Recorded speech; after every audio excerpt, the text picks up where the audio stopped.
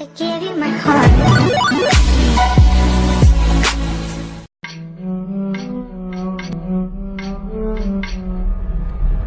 Oh là là. Le fusil a le meilleur ennemi.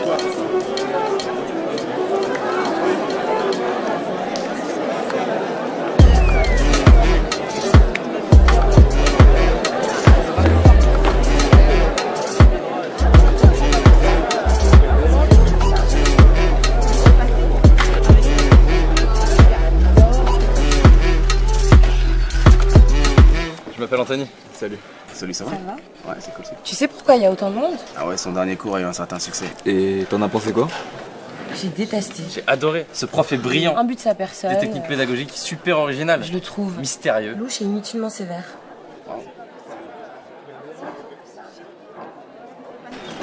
Oh là là. Oh là là. Oh là là. Oh là là. Surtout te fais pas remarquer et reste bien attentive. Pourquoi? Parce que c'est le meilleur. I see him, so me do it. Vous êtes sûrement inscrit à ce cours en pensant y trouver la vérité absolue. So me do it. Eh bien, je peux tout de suite vous dire Hey yo, que vous aviez raison. just touched down and out of Do it. Je suis le professeur Guillaume Détales et bienvenue dans mon cours de psychologie sociale. So me do it. Comme on préfère l'appeler, comment sortir de la friend zone. C'est mon imagination ou le nombre de mes élèves a considérablement augmenté depuis la dernière fois. Bon, commençons. Je vous rappelle que la friend zone serait un endroit psychologique dans lequel on se retrouve piégé lorsque l'on ressent des sentiments amoureux envers quelqu'un qui n'a que les sentiments amicaux à notre égard. Qu'en avons donc conclu la dernière fois? Pourquoi? Car la seule friendzone qui existe est celle dans laquelle on se met seul en se comportant trop amicalement avec quelqu'un qui nous plaît. Et donc? Alors sortir de la friendzone consiste tout simplement à changer son comportement. Opter pour le comportement séducteur au dépend du comportement amical. En gros, ça dépend que de nous. Très bien, maintenant faites-vous plaisir et donnez-moi des signes. Des signes qui nous montrent que nous nous sommes probablement mis dans la friend zone. La voix au téléphone. La voix. Si on s'appelle le soir et je prends pas ma voix grave de m'être fatigué, c'est clairement la friendzone. Très bien. Quelqu'un d'autre? Si je réponds rapidement à son message alors qu'il a pris des heures avant de me répondre, c'est la friendzone. Pourquoi? Parce que si c'est un pote et qu'il met des heures avant de me répondre, c'est pas grave, je peux répondre vite. Par contre, si c'est un flirt, faudrait pas qu'il croie que je guette ses messages. Plutôt qu'il le sache, c'est ça? Exactement. C'est plutôt une question sur un des signes. Accélérez, accélérez. Vous voulez que les gens nous quittent avant la fin de l'histoire ou quoi? Si elle like ou commente notre dernier post Instagram, c'est bien parce Pas que... forcément, mais si elle like une photo de vous qui date de 3 ou 4 mois, c'est bon signe. Parce que là, elle veut vous montrer qu'elle a remonté votre profil. Un dernier? Mais qui l'ont eu, Warman? Les deux tapes sur l'épaule. Les deux tapes. Alors, après avoir rigolé ou qu'on est en train de se dire au revoir, une fille qui est à l'aise avec un garçon aura tendance à poser sa main sur son épaule. Alors si c'est juste poser ou caresser, c'est bon signe. Par contre, si elle tapote son épaule, là, croyez-moi, c'est la friendzone. D'accord. Très bien. Écrivez le sous-chapitre comment désamorcer le processus d'amitié. Désamorcé? Un problème? Vous en parlez comme si c'était une bombe, comme si c'était mortel. Depuis quand est-ce que l'amitié est quelque chose qu'il faut redouter à tel point qu'on doive la désamorcer? Bon, vous avez l'air d'avoir perdu un ami. Vous êtes persuadé que c'est à cause de moi? Quoi, c'était votre meilleur ami? Écoutez, ce n'est pas de ma faute si votre ami C'est n'a... vous qui avez déclaré que la friendzone n'existait pas. C'est depuis vous qu'il remet tout en question si on a le malheur de leur envoyer un cœur bleu. Vous avez créé des monstres incapables de se contenter d'amitié. Depuis vous, dès qu'ils ont l'impression de détecter un signe d'une soi-disant friendzone, ils ont subitement envie d'en sortir. Parce que vous les avez encouragés à en avoir peur, à voir ça comme quelque chose de vexant, comme quelque chose qu'ils doivent désamorcer. Alors qu'au contraire, ce que vous n'avez pas dit, c'est que lorsque quelqu'un vous considère comme un véritable ami, vous comptez vraiment. Et bien plus qu'un énième crush comme on en croise 1 million dans une vie. Bien plus. Vous avez créé des monstres.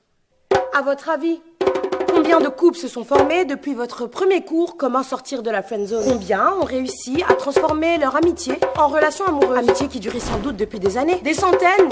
Des milliers? Combien? Et ces nouveaux couples, on dirait quoi? 6 mois? 1 an? Grand max? Vous êtes persuadés de créer de l'amour, alors que tout ce que vous faites, c'est détruire de l'amitié. Parce que l'amour échoue bien plus facilement que l'amitié. J'ai compris ce que vous essayez de nous dire, mademoiselle. Alia. Je ne vous ai pas demandé votre nom. Eh bien, je vous l'ai donné quand même. Vous avez terminé, mademoiselle Alia.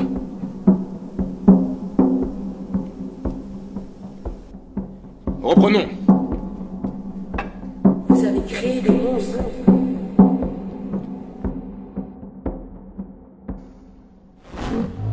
détruire de l'amitié. Admettons.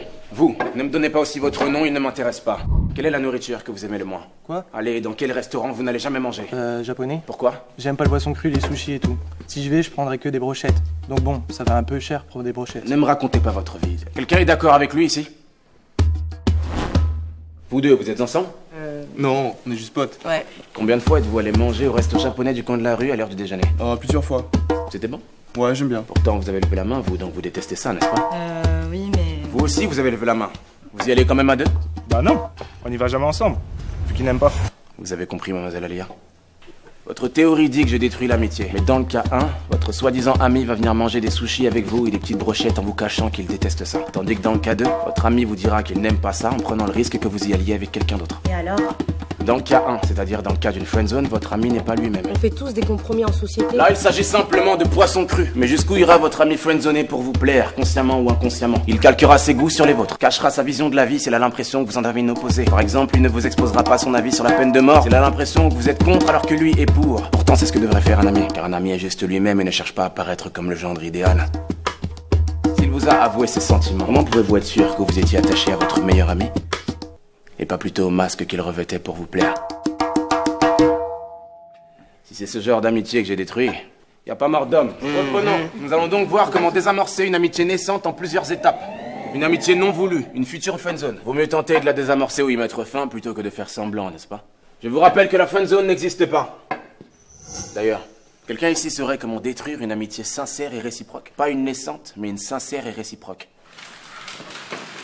Allez, un peu d'ingéniosité. Dites-moi comment détruire une amitié sincère et réciproque. En créant de la jalousie? Non. En prenant ses distances? Non. Et si vous nous donniez la réponse tout de suite? Parce qu'on va donner toutes les réponses possibles et inimaginables et vous allez nous donner la réponse géniale auquel personne n'aurait jamais pensé. Alors, épargnez-nous tout de suspense, non? Le premier qui trouve la réponse à ce problème valide son semestre automatiquement. Instantanément. Quelle est la seule et unique façon de détruire une amitié sincère et réciproque?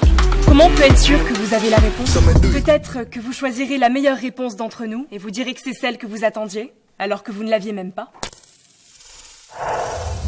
D'accord. J'écris la réponse ici.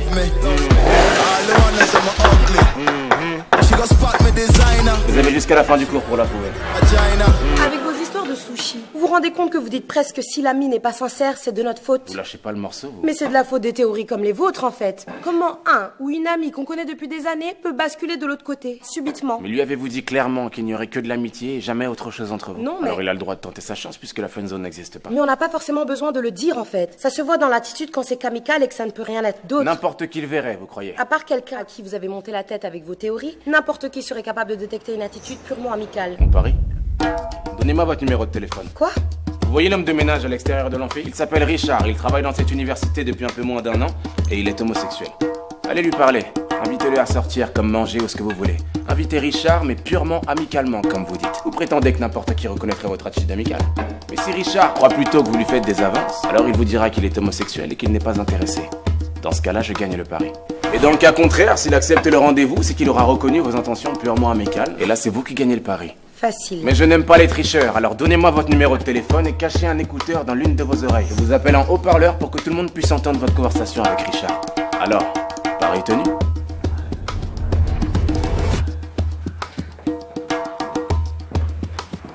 Salut. Je prends un peu l'air.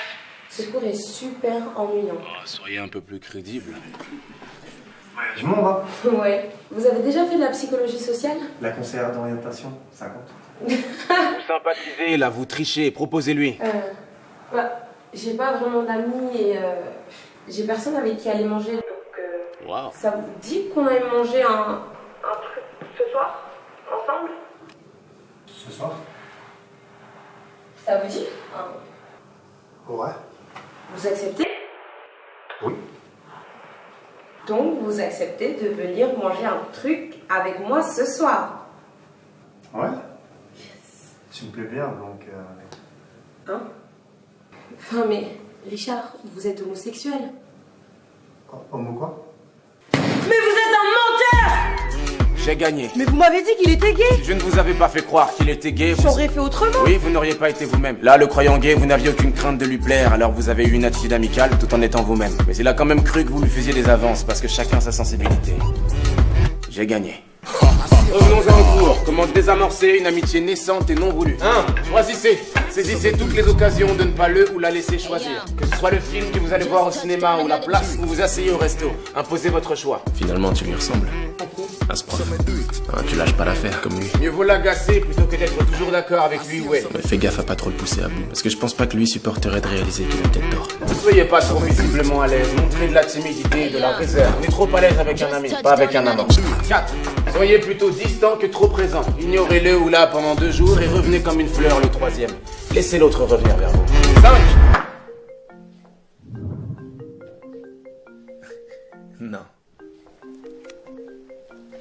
Yes, c'est la fille qui m'a friendzoné, monsieur. Non, ne répondez pas. Ne répondez pas! Allô? Oui, tu m'as demandé de t'appeler. Qu'est-ce que je dis? Il y a plein de choses que tu ne sais pas de moi. Écoute Charles, si c'est encore par rapport à ce dont on a parlé, je te répète pour la énième fois que je te considère comme un simple ami. Je suis désolée si t'as compris autre chose, mais... Tu n'as jamais été une amie pour moi. D'accord, tu me l'as dit 10 fois, j'ai compris, d'accord. Mais s'il te plaît, Charles, arrête. Tu m'appelles tous les jours, c'est bon, j'ai compris. Tu commences réellement à me faire peur, en fait. Lâche l'affaire, s'il te plaît. Allô? Alors c'est bon? Elle va me rappeler, c'est ça? C'est quoi la prochaine étape? Vous allez me sortir de la friendzone, monsieur? Hein? La friendzone n'existe pas? Asseyez-vous et fermez-la. Vous ouvrez encore la bouche sans que je vous ai donné l'autorisation et je vous mets à la porte à tout jamais. Vous avez compris? C'est vous. C'est depuis vous.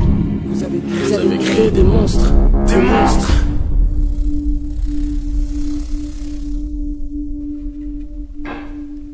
Mademoiselle Alia, je suis désolé que vous ayez coupé les ponts avec votre meilleur ami, simplement parce que mon cours l'a poussé à être sincère avec vous.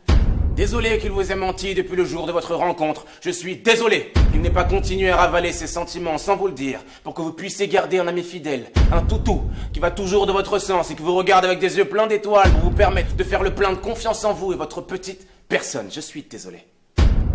Mais ne nous faites pas croire que vous ne le saviez pas. Vous faites semblant d'être remonté contre moi et mon cours, alors que vous n'arrivez simplement pas à avaler le fait qu'il vous estimait bel et bien comme un énième crush comme on en croise 1 million dans sa vie. Il était votre meilleur ami.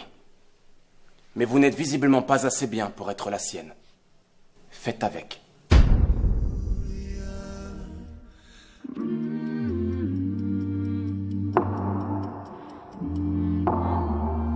Je ne suis pas vraiment d'accord cette fois, monsieur.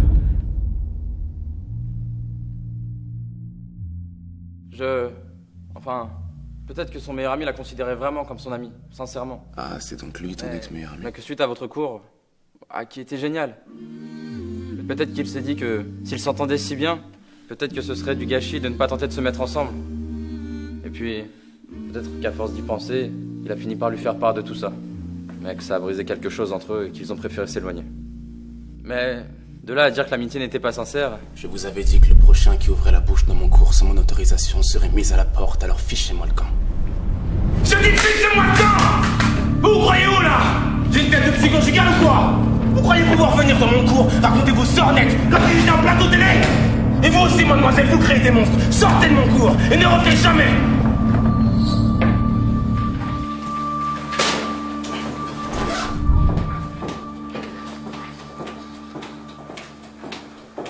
Ce prof est complètement malade. Je te dirais pas que je te l'avais dit. Tu changeras jamais, toi. Est-ce que tu penses qu'on devrait... Doucement, n'allez pas trop vite. Vous avez suivi mon cours, n'est-ce pas? Et vous aussi, mademoiselle, vous créez des monstres. Sortez de mon cours! Désolé qu'il vous ait menti depuis le jour de votre rencontre, toutou. Mais vous n'êtes visiblement pas assez bien pour être la sienne. Je ne suis pas vraiment d'accord cette fois, monsieur. Trouvez-moi, c'était votre meilleur ami. Et vous aussi, mademoiselle, vous créez des monstres. Sortez de mon cours et ne revenez jamais! Quoi? Non, rien. Vous savez alors comment désamorcer une amitié. Si vous voulez la réamorcer, faites l'inverse.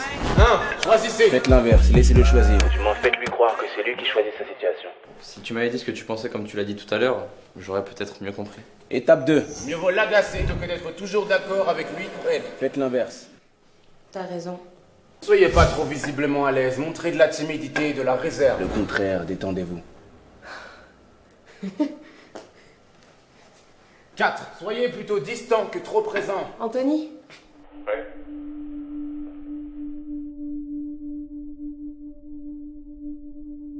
La friendzone n'existe pas. C'est un endroit psychologique dans lequel on se retrouve piégé lorsqu'on a fait une erreur comportementale. Ça arrive, ça se rectifie. Tu sais, on peut aller parler et manger à la pizzeria, là où on avait l'habitude d'aller. Mais l'amitié est un choix. La refuser en est un aussi. Non. Si vous choisissez de détruire cette chose inestimable délibérément pour je ne sais quel état d'âme, quelqu'un ici saurait comment détruire une amitié sincère et réciproque. Vous ne pourrez vous en prendre qu'à vous-même. Allons plutôt manger un burger. J'ai jamais aimé les pizzas. Les